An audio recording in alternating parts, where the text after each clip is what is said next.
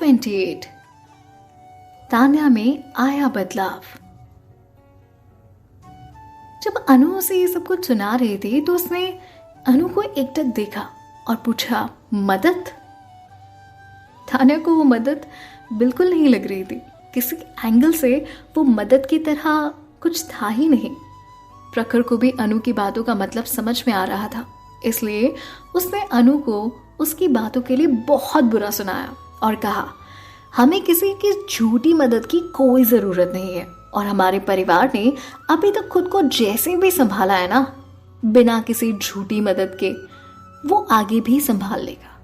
ठीक है, आपको हमारी फिक्र करने की कोई जरूरत नहीं है। प्रखर के गुस्से का कारण ये भी था कि उसकी बहन और आदित्य के डिवोर्स के बाद तान्या डिप्रेशन में चली गई थी।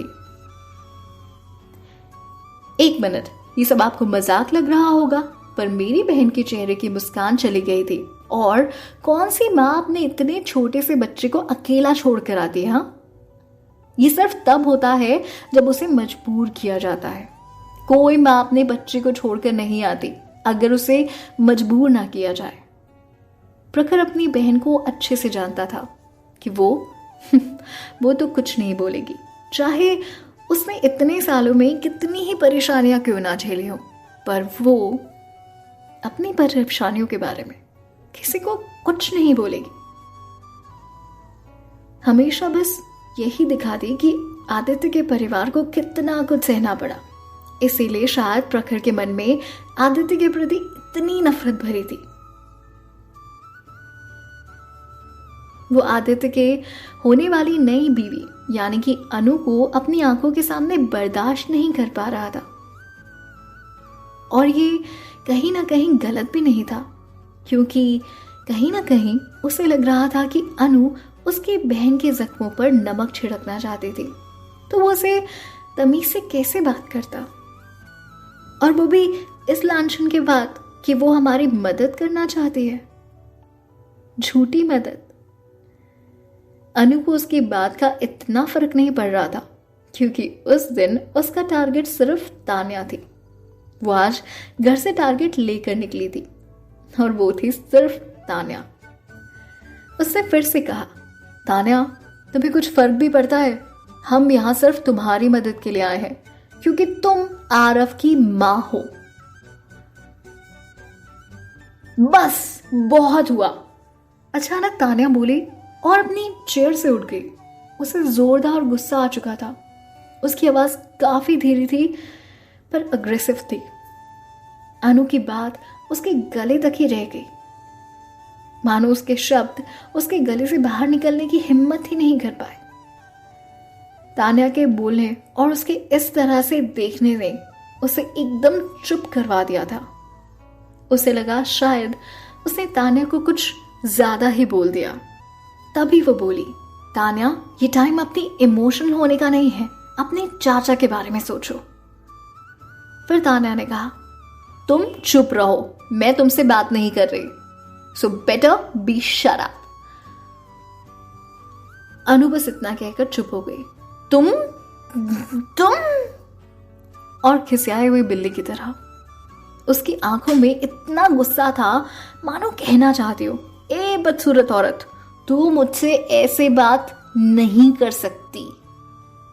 तू होती कौन है? पर उसने किसी तरह से खुद को कंट्रोल किया और कहा, तान्या, मैं तो तुम्हारा भला ही सोच रही थी, तुम मुझ पे इस तरह से क्यों गुस्सा हो रही हो? तान्या ने उसे एक बार फिर से याद दिलाया और कहा, तुम्हें सुनाई नहीं दिया? इससे पहले कि वो कुछ कहती, बात प्रखर ने संभाल ली। तुम्हें सुनाई नहीं दिया? दीदी ने क्या कहा? उन्हें तुमसे बात नहीं करनी। क्या तुम बहरी हो क्या? प्रखर का गुस्सा अनु के लिए बढ़ता ही जा रहा था। माना अनु की हरकतें भी कुछ ऐसी ही थी। पता नहीं आदित्य ने इस घटिया औरत को कैसे पसंद कर लिया, और इस घटिया औरत में क्या देखा।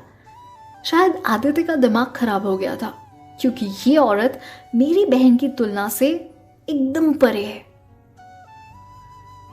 प्रखर मन ही मन सोच रहा था। उतने में अनु खुश हो रही थी क्योंकि उसे लग रहा था कि इससे आदित्य के मन में तान्या के प्रति जो भी लगाव है वो खत्म हो जाएगा और अब आदित्य को सिर्फ अनु से ही लाइफ पार्टनर लगने लगेगी और सिर्फ उससे ही प्यार रहेगा।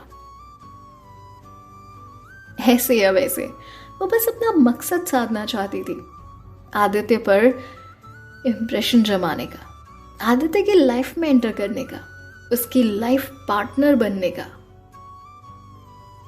तभी आदित्य तान्या की तरफ देखते हुए कहता है, मैं तुम पर कोई एहसान नहीं कर रहा, तुम्हें जो समझना है समझो, पर ये सच है।